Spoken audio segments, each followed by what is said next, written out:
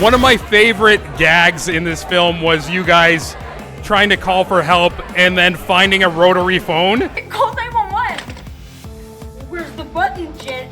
What is it? What the fuck kind of phone is this? No, I wouldn't know how to work one, if I'm being honest. I would have had the same reaction as my character.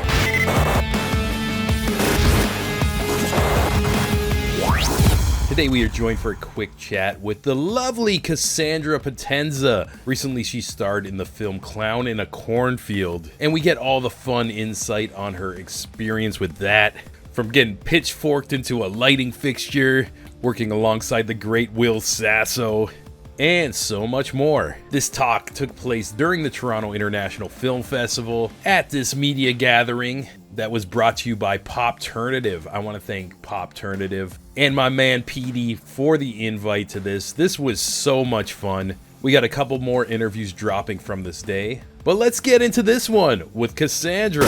Great to meet you. Last night I watched Clown in a Cornfield, and you were one of my highlights, just the character, everything. And one thing I was thinking about, like, I kind of go way back with like old school slasher flicks, but what's great about this one compared to like the old ones would be funny, but not intentionally funny, if you know what I mean. Like, you're laughing because they're kind of cringe, but this movie was genuinely like trying to be hilarious and everything. And I just want to know like your take of like getting the script and wanting to be part of this film.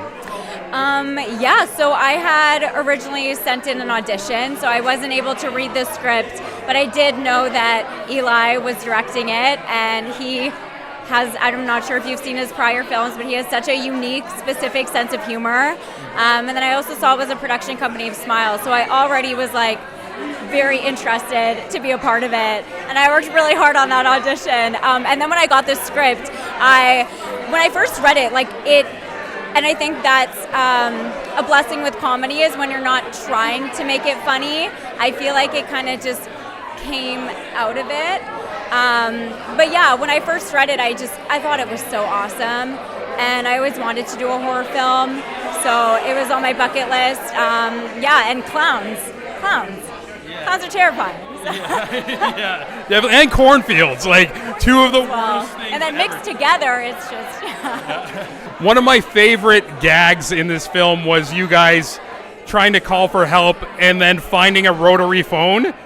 And I just want to know, like, and you're like, I'm a bit older than you, and when I was a little kid, like, my grandparents or great-grandparents would have one in their house, but have you ever came across one in real life? I have seen one in real life, like in museums.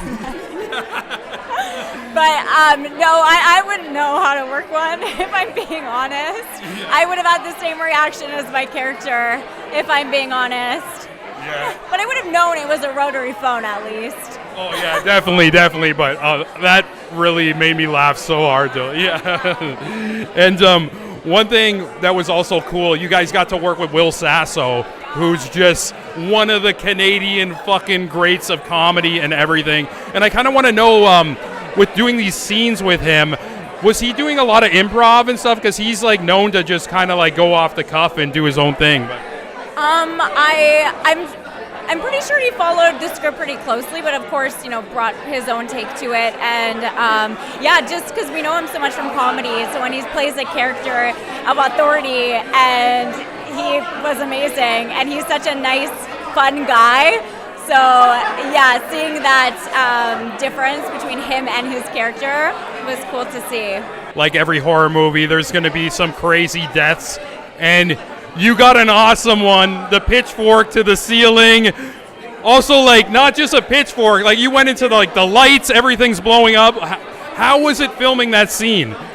Yeah, when I first read it in the script, I was like, oh my gosh, I not only get killed once, but twice by getting electrocuted afterwards.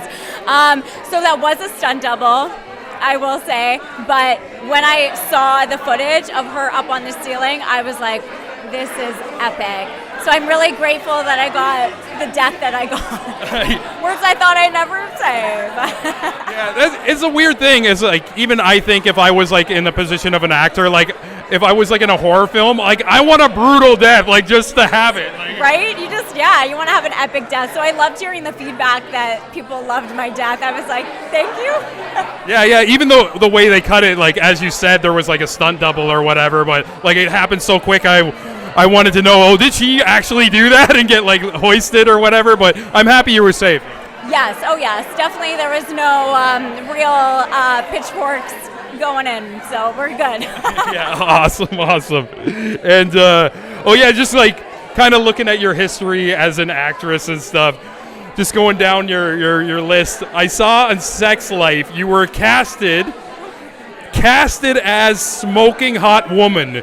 And I just want to know after that, how do you stay so humble? I will say, there are times when, like, I'm having a bad day, and I look in the mirror and I was like, I should tell myself this more. I'm like, you were smoking hot woman. Smoking hot woman. It's fire. I should remember that more, especially on the bad days when I'm just like not feeling it. So I was like, it was flattering. Yeah, definitely. Even like I've been reading this stuff, the power of journaling, and they were telling you got to like wake up and like do like a little mantra.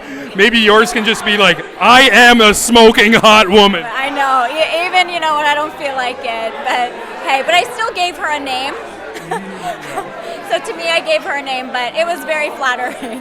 It just seems like you're having so much fun with all these roles, from the clowns in the cornfields. You're doing like horror versions of Bring It On and stuff like that. And is this something that you just like search for, these fun scripts?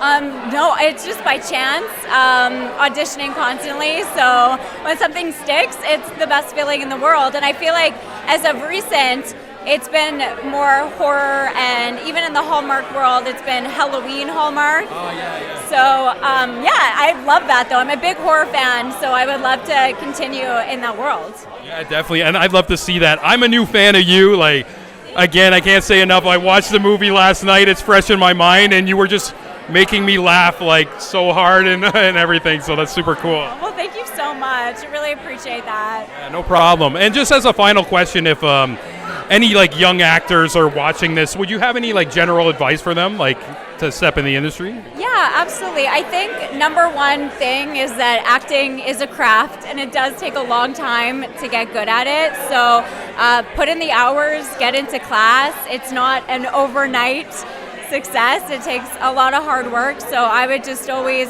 recommend going to school, studying as much as you can, reading books, watching plays, TV, film. Get really good at your craft. Awesome. And you can be a smoking hot woman too. Cassandra, thank you so much. It was very fun and nice to meet you. Thank you so much. Yeah, cheers. You can check out Clown in a Cornfield featuring Cassandra right now on Shudder and Prime Video. Click the links on the screen for more stuff we did around TIFF, and subscribe to our channel for some of the most soulful interviews in the arts and entertainment industry.